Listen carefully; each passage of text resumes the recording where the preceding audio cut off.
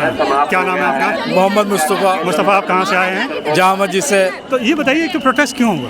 Protest आज वक्फ board की हमारी प्रॉपर्टी को छीना जा रहा है। पहले इलीगल तरीके से छीनने थे, पहले इलीगल तरीके से छीनने थे कि रात को बुलडोजर लाए तोड़ दिया करते थे। कम से कम 25 तो मज़ार यहाँ से जो है ना, यहीं से दिल्ली के तोड़े गए हैं। रात को आते हैं, तोड़ के चले जाते हैं। अभी ये चुनाव आयोग के सामने एक मज़ार था, काका नगर में मज़ार था, हसनपुर में मज़ार था। सारे मज़ार तोड़ दिए इन्होंने। काम करिए, मैं अपना काम कर रहा हूँ, प्लीज़ इंटरप्ट मत करिए। सारे मज़ार तोड़ दिए, कब्रिस्तान तोड़ दिए, मस्जिदें तोड़ दी। सराय काले खां की मस्जिद रात में आके प्लेन कर दी गई। 1500 का जगह है हमारी, वो कहाँ जाएगी? पहले ये इलीगल तरीके से करना चाह रहे थे, अब यह कानून बना के इसे लूटना चाह रहे हैं हमारी वक्फ बोर्ड की संपत्ति को, और वो हम होने नहीं देंगे। इसके लिए चाहे हमें जो है करो मरी की स्थिति है, चाहे हमें अपनी जान देनी पड़े, हम वक्फ बोर्ड की प्रॉपर्टी को बचाएंगे।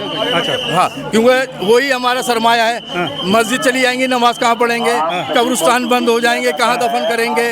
मदारिस बंद हो जाएंगे, कहाँ बच्चे पढ़ेंगे?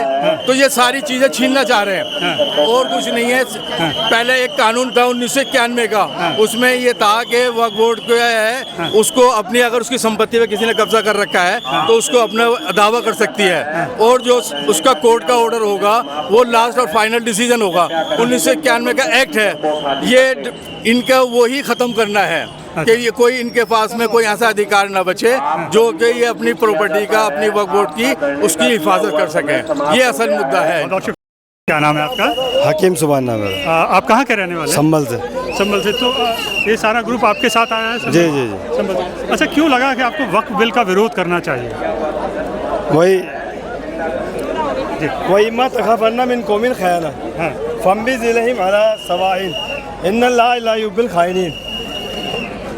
अल्लाह ताला ने ईश्वर इस सब गाइडलाइन दिया जीने का, और फरमाता है कि जब तुम्हें किसी गद्दार से, खाइन कहते हैं अमानत में खयानत करने वालों को, किसी कौम को तुम्हें खतरा हो तो कोई तुम्हें उसको कोई आपके मुआहदा दे, उसके मुआहदे को एलानिया ठुकरा दो।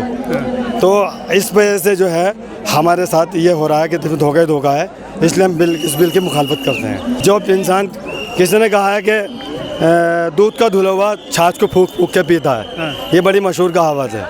इसलिए अब हमें जो है ना बहुत होशियारी से काम करना है।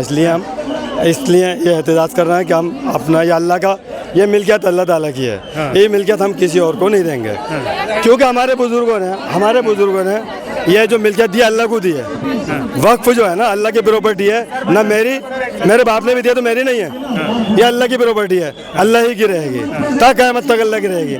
मेरे बाप ने भी दिया ना तो मेरी नहीं है, ये मेरे बाप दादाओं ने वक्फ किया अल्लाह ताला को, तो अल्लाह ताला की प्रॉपर्टी, हम अल्लाह के बंदे हैं, सारा संसार अल्लाह के बंदा है, अल्लाह का मनुष्य है सभी है, लेकिन वो अल्लाह की प्रॉपर्टी को दूसरों के हाथों में जाने नहीं देखा है। और अल्लाह ताला ने इस प्रॉपर्टी को इसलिए वक्फ किया है ताकि ये समाज के दबे कुचले के लोगों और दबे कुचले लोगों के काम आ सके। ये प्रॉपर्टी जो है वक्फ इसलिए होती है कि इस पर किसी का अधिकार नहीं, दबे कुचले, गरीब, बेसहारा, बेवाहों, और ये दुनिया के खैर के कामों में ये प्रॉपर्टी काम में आए।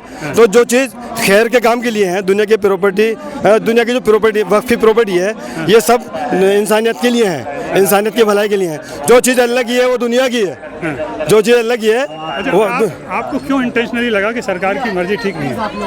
बस एक हो गया उधर बना लो आप। क्या नाम होगा आपका? हमारा नाम अब्दुल मन्नान है। अब्दुल मन्नान। अच्छा, फर्रुखाबाद यूपी से आए हैं। यूपी से आए हैं। क्यों आपका मन्नान साहब यहाँ आना हुआ? का जो वक्फ बोर्ड है, वक्फ बोर्ड को ख़त्म किया जा रहा है, उसकी मुखालिफत करने के लिए यहाँ आए हैं, और ये मुखालिफत जारी रहेगी जब तक हम जिंदा हैं, हमेशा के लिए। इससे पीछे हटने वाले नहीं हैं। और ये अल्लाह की संपत्ति है, वक्फ जो है अल्लाह की संपत्ति है, और मुसलमान उसके रक्षक हैं। बस इतना ही कहना है। तो क्यों आपको लगा कि सरकार इसको लेना चाहती है? ऐसी क्या बात नज़र आई है? सरकार फिर लेना ही चाहती तो ये कर क्या रही है? क्यों बिल पास कर रही है, क्या कर रही है? मुसलमानों से मशवरा क्यों नहीं लिया उसने कि हमें क्या करना है, आगे हम क्या चाहते हैं? तो मुसलमानों से मशवरा लेना चाहिए था उसे कि हम तुम्हारे हक में मतलब फैसला कर रहे हैं, हम तुम्हारी अच्छाई के लिए कर रहे हैं, तो बताना चाहिए था मुसलमानों को। मुसलमानों को अलहदा करके वो खुद अपने आप निजी तौर पर कर रही है, तो उसमें हमें शक हो रहा है कि इसमें दाल में ज़रूर काला है।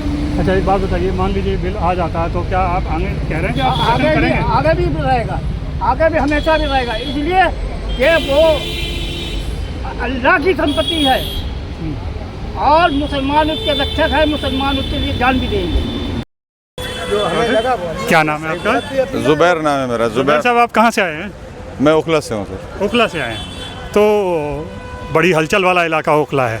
ऐसा आप कह रहे हो, ऐसा कुछ नहीं है, बस ये है कि एक मुस्लिम डोमिनेंट एरिया है, बस इतना कह सकते हैं। अच्छा ये बताइए कि वक्त को लेकर जो नाराज़गी है उससे आप कितना सहमत हैं? ये सरकार सही बनता, देखिए ऐसा है कि मेरा मकसद बनता है कि वक्फ को इन्होंने इतना एक तो गुमराह किया है, वक्फ के मामलों को लेके आम पब्लिक में इतना गुमराह कर दिया है कि आम पब्लिक इस बात को समझती नहीं है। सिर्फ मुसलमान इस बात को समझ रहा है कि वक्फ है क्या चीज़। बाकी लोग तो वक्फ ये समझते हैं कि सरकार की जगह है और मुसलमानों ने हथियार लिया है। ये सारा लोगों के अप्रोच गड़बड़ है। अच्छा आपने सवाल उठाया, मैं आपसे एक पलट सवाल पूछूंगा। इतने साल गुजर गए, हाँ, जो बात आपने कही हाँ, वो जनता में क्यों नहीं थी? नहीं तो ये बात आपको लगा कहना नहीं चाहिए कि ना, लोग जो जिनकी जिम्मेदारी थी उन्होंने ये बात बताई ही नहीं, ये तो हमारी प्रॉपर्टी है। नहीं ये बेसिकली क्या है कि ये तो इनफरादी मुस्लिम माशरे की प्रॉपर्टी है। It is only for Muslim माशरा। अगर मुस्लिम माशरा किसी और को भी करता है तो ये उसकी बड़कपन है। अदरवाइज ये तो 100% जो है ये मुस्लिम का योगदान है, कंट्रीब्यूशन है, जो माशरे के लिए, समाज के लिए करता है। जो समाज के लिए मुसलमान साहब वो इसी देश का रहने वाला हो और प्लस ये कि उसको ज़रूरियात जो है उसको पूरा करता है, वो है। अच्छा ये बताइए कि अब सरकार तो पूरी तैयारी में है। सरकार ने हिसाब दूसरा बना रखा है सर। ये बात कहने मुझे किसी बात का गुरेज नहीं है, किसी बात का डर नहीं है। मुझे सच बोलने में डर नहीं होना चाहिए। हम लगी लगाई बात नहीं करते हैं कि साहब कि किसी को खुश करने के लिए दूसरी बातें करें, वो ठीक है नहीं। ठीक ये है कि साहब कि ये 100% मुस्लिम प्रॉपर्टी है और मुसलमानों की को इसको पूरा राइट से को जैसे इस्तेमाल करे उसे, इसमें सरकार को कोई दखल ही नहीं होनी चाहिए। सरकार का दखल क्या था? सरकार तो दे रही है। नहीं, सरकार दखल दे रही है, वो तो उसी तरह से सरकार जो है बहुत सारे मामला कर रही है। लेकिन अब यह है कि सरकार में कोई नहीं, कोई बात हो रही है तो बात सरकार दखल दे रही है तो उसकी अपनी वो है, उसके अपने अप्रोच हैं। बहुत बहुत शुक्रिया हमसे बातचीत करने के लिए। नासिर साहब, आप कहाँ के रहने वाले हैं? फरकाबाद के। क्यों लगा कि आपको कि सरकार वक्फ बिल लाकर मुसलमानों पर नुकसान करने वाली है? देखिए, नुकसान जो अभी तक गाइडलाइंस आई, जो अभी तक सरकार की तरफ से मसौदा आया, इसमें बहुत सी तंजीमों ने अपनी कुछ राय दी, सजेशंस दिए, तो कई 100 के आसपास थे, लेकिन उसमें से 14 को अमेंडमेंट में लिया गया। जब उसको भेजा गया वहाँ पे कमेटी के पास, तो जाहिर है JPC के पास जो भेजा गया पूरे उसको नहीं दिया। तो जाहिर है कि जिन्होंने वो सजेशंस दिए थे, जो राय दी थी, वो जाहिर है कि वो एक कोई तंजीम थी, ये मुस्लिम पर्सनल लॉ बोर्ड था, जमीयत उलमा थी, जमात हो सकता है, जमात इस्लामी भी थी, सबने भेजा। तो वो चूँकि वो सारे अमेंडमेंट नहीं लिए गए, वो अमेंडमेंट लिए गए जो दूसरे लोगों ने 14 दिए, सिर्फ ओनली 14, जबकि ऑब्जेक्शंस या लोगों के सजेशंस कई 100 के थे पॉलिटिकल पार्टी की। तो जाहिर है कि जो वो सरकार ने जो इसमें बताया है, जैसे कि इसमें लेडीज़ को भी शामिल किया जाएगा, नॉन-मुस्लिम्स को भी शामिल करा जाएगा, तो ये मुसलमान का जो ऑब्जेक्शन है कि भाई मुस्लिम ने वक्फ करा अपनी क़यामत तक के लिए। हम लोग मानते हैं कि जो वक्फ है वो अल्लाह के लिए होता है और ये हमेशा के लिए रहेगा, इसमें कोई भी चेंजेस नहीं किए जा सकते। कोई दूसरा यूटिलाइजेशन, हत्ता कि वक्फ करने वाला बता देता है कि वो किस यूटिलाइजेशन के लिए वक्फ कर रहा है। तो जाहिर है कि जब इसमें मुस्लिम्स के लिए है तो आप उसमें नॉन मुस्लिम या अदर्स कम्युनिटी को शामिल करेंगे, तो जाहिर है एक तो ये ऑब्जेक्शन है कि भाई अदर की क्या ज़रूरत है, भाई बाकी भी ट्रस्ट है, बाकी भी और जगहें हैं, तो वहाँ उन्हीं लोगों को रखा जाता है जो उसको जिस कम्युनिटी के लिए वो वक्त होता है, जिसके लिए वो होता है। तो एक तो ये थोड़ा सा है प्रॉब्लम कि भाई इसे सरकार सोचे और हमारा एजुकेशन का मतलब एक पूरा प्रोटेक्शन जो होगा वो या नहीं करना चाहिए, शांतिपूर्वक है कि हम यहाँ आए, अपनी बात सरकार को देंगे और उम्मीद करते हैं कि अच्छी बात होगी, सरकार उसको मानेगी भी। मेरा एक सवाल है कि मान लीजिए बिल आया और पास हो गया, हाँ। तब क्या? नहीं देखिए, ये तो ऐसा है कि हम हिंदुस्तान डेमोक्रेटिक कंट्री में बिल पास हो गया, सरकार ने नहीं मानी, तो उसके बाद जो हमारा लीगल वे होगा उसको इस्तेमाल करेंगे तंजीमें। होगा, आप मानते हैं? नहीं, हम तो कुछ नहीं मानते, हम इंडिविजुअल की कोई हैसियत नहीं है।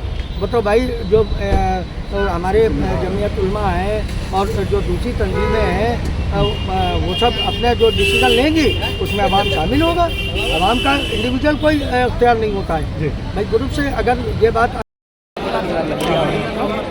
मेरा नाम सुबैर शेख है, आप कहाँ से आए हैं? मैं महाराष्ट्र बीड़ से आया हूँ।